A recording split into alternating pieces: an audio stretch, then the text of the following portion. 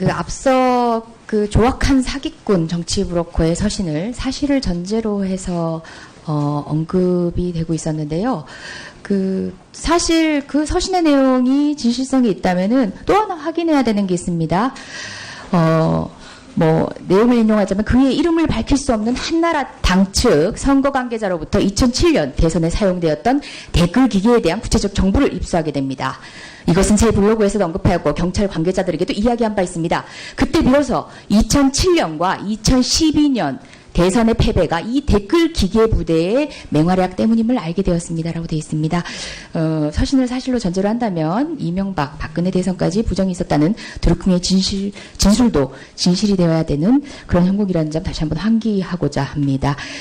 드루킹 사건 이제 수사를 하면 할수록 정말 저급한 정치 브로커의 그 허술함과 부실함이 드러나고 있습니다. 그렇다 보니까 지금 정치 공세로 흐르고 있고 배후가 문제라면서 일부 정치인은 현직 대통령까지 끌어대고 있습니다.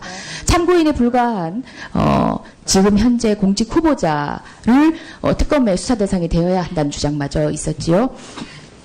이명박 박근혜 정권의 조직적인 금권동원, 조직동원을 통한 댓글 사건에서조차도 특검 주장 없었던 야당의 일부가 이것을 특검까지 해야 되는지 저는 개인적으로 개인적 소신으로는 반대의 입장입니다. 갈수록 좀 희화화되고 있는 측면도 있죠. 언론사를 상대로 그리고 또 검찰을 상대로 딜을 시도합니다. 정말 그저 저급한 하급 범죄인입니다. 저는 무엇보다 이 상황에 있어서 자꾸 놓쳐지고 있는 부분이 있는데 현직 언론사 기자, 그러니까 TV조선 기자죠. 증거 물품의 중요한 내용인 하나를 훔쳐냈습니다. 그런데 이상한 게 다음날 여당 의원은 물론이고 여당 원내대표가 절도 사건 마치 잘 아는 듯한 뉘앙스의 발언을 하십니다. 태블릿이 없을 것이란 단정은 아직 이르다. 처음 들었을 때 저는 그게 무슨 뉘앙스인지 납득을 못했습니다. 그런데 TV조선 기자가 느릅나무 출판사에 침입을 했다는 기사를 보고 나니까 관련된 내용을 일부 들으신 게 아닌가라는 생각이 들었습니다. 또 야당의 한 분의 정치인은 이런 얘기도 하십니다. TV조선과 함께 여러 가지 일들을 하고 있다라는 취지 얘기를 하십니다. 자, 저 하나 여쭙고 싶습니다. 청장님. TV조선 기자 한 명만 침입한 거 맞습니까? 다른 기자들도 좀 있었던 것으로 알고 그죠? 있습니다. 타사 기자가 침입한 정황이 있다라는 것을 제가 들은 바가 있는데 사실인가요? 예, 다른 언론사도 일부 있었습니다. 예. 그리고 TV조선 기자는 내부 사진도 찍어서 선배 기자나 동료 기자들에게 전송했다고 하는데 관련된 내용도 사실인가요? 일부. 예. 그렇다 보니까 단 한 명의 일탈 행위에 그치지 않고 관련 정보가 공이 공유되었을 것으로 추정되었기 때문에 TV조선에 대한 압수수색도 시도가 된 것이지요. 예. 근데 불발된 이후에 추가 수사는 어떻게 이루어지고 있나요? 기본적으로 이제 저희가 그 TV조선 압수수색을 한 이유는 그 기자가 그 현장에 다녀간 다음에 본사에 들어가서 다른 저장이나 이런 부분에 문제 때문에 했는데 그것을 저희가 CCTV나 다른 걸로 확인해 갖고 그 압수수색의 필요성이 없어서 그 후로 이제 압수수색은 안 했고요. 필요한 자료는 다 받았습니다. 아까 포렌식이 어려운 상황이 있다라고 했는데 그 TV조선 기자가 훔쳐 나왔던 태블릿과 USB 저장 매체 자체가 훼손되었을 상황에 대한 우려가 지금 한간에 있습니다. 실제 충전 단자, 그러니까 태블릿의 충전 단자가 훼손되었다는 이야기가 있는데요. 충전이 목적이 아닌 내부 데이터를 빼는 과정에서 훼손되었을 걸로 추정이 되는데 그 가운데서 데이터 손성 등의 문제가 있기 때문에 포렌식이 어려운 상황인 건가요? 예, 그런 측면이 있습니다. 그런 측면이 있나요? 알겠습니다. 관련해서 제가 몇 가지 지적한 내용들까지 또 일괄해서 수사가 이루어져야 할 것입니다. 이것이 바로 드루킹 사건의 실체적인 본질에 접근하는 방법입니다. 이 사건이 정치적으로 과장되고 오용되고 남용되고 선거에 활용되고 정치 공세로만 사용되지 않기 위해서는 그런 전체적인 조감이 필요한 이유입니다. 자, PPT 부탁드립니다. 매크로. 사실상 댓글을 다는 자발적 행위는 문제가 아닙니다. 그런데 이제 매크로를 사용했다라는 것 때문에 또는 누군가에 의해서 군권 또는 광범위한 의도적 조직적 동원이 있었다라는 것은 문제가 될 수 있기 때문에 이 사건에 주목을 하게 되는 것인데요. 최근에 매크로 프로그램 이용이 추측되는 것이 있었습니다. 다름 아니라 국회 홈페이지, 국회에 대한 테러가 이루어집니다. 국회 홈페이지에는 입법 예고 시스템이고요. 의견 등록 게시판을 운영하고 있습니다. 근데 특정 법안에 절대적 반대 의견을 표출하는 편향된 의견 등록이 문제된 바 있습니다. 매크로 사용 없이는 불가능하지 않나라는 지점이 있는데요. 상위 법률 두 가지가 박주민 의원이 제출했던 4.16 특별법과 제가 제출한 집시법입니다. 그 내용을 보면은 4.16 특별법은 15일 의견 등록 기간 동안 마감 전일과 당일만 전체 의견의 65%가 됩니다. 그리고 동일인이 5회 이상 의견을 작성한 중복 등록 건수가 20만 건이 넘습니다. 전체 의견의 94%가 중복 의견이고요. 1인당 작성 건수가 100여 건에 달합니다. 제가 제출한 집시법 역시도 10일간 의견 등록 기간 동안에 마감 전일과 당일 이틀간 전체 의견의 93%가 작성이 됩니다. 그리고 이 두 법안에 중복 의견을 작성한 작성자가 452명입니다. 그런데 어디서 연루했느냐를 보는 과정에 연결고리를 발견했습니다. 박사모 홈페이지를 봅니다.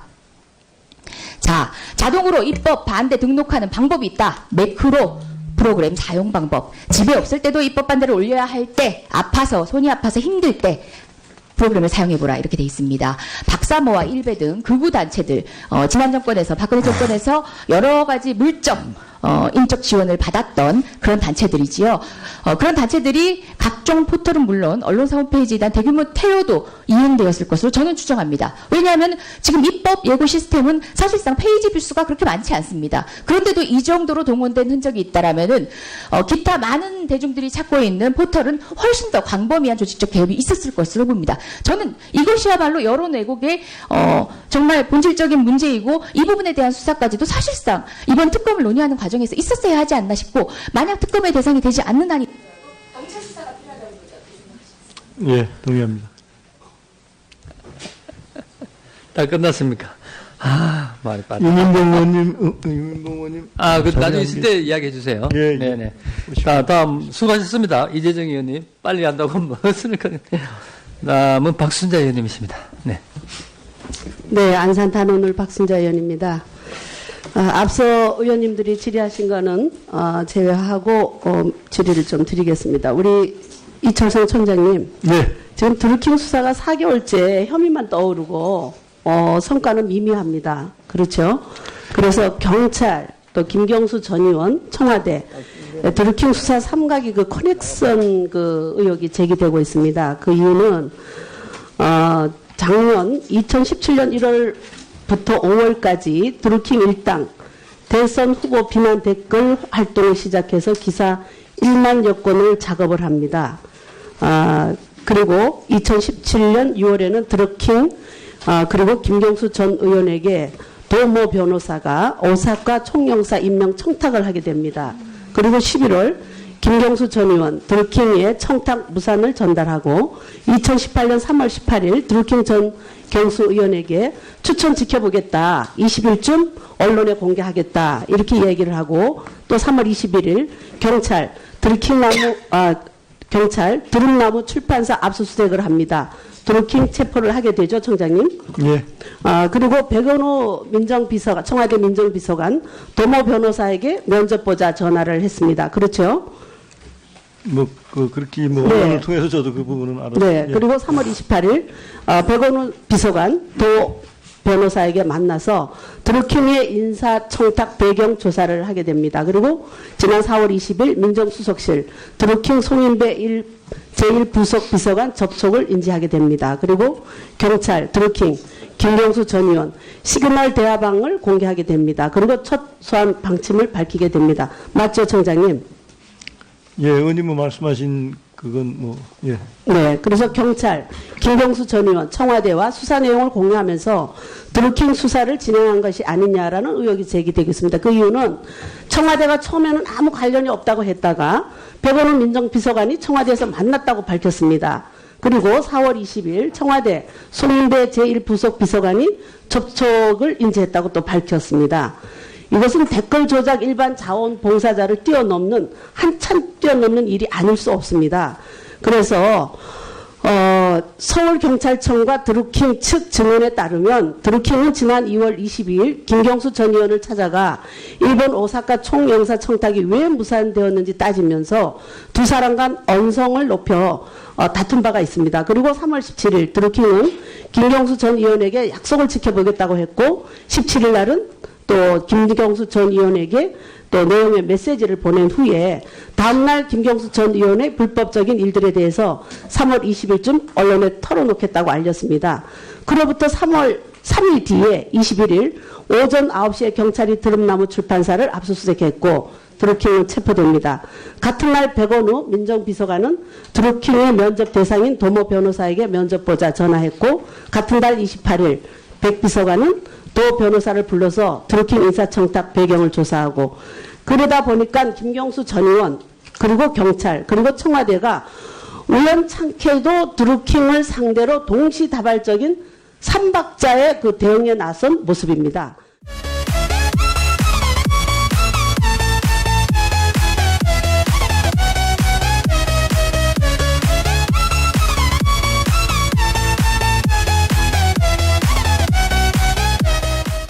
배우가 문제라면서 일부 정치인은 현직 대통령까지 끌어대고 있습니다.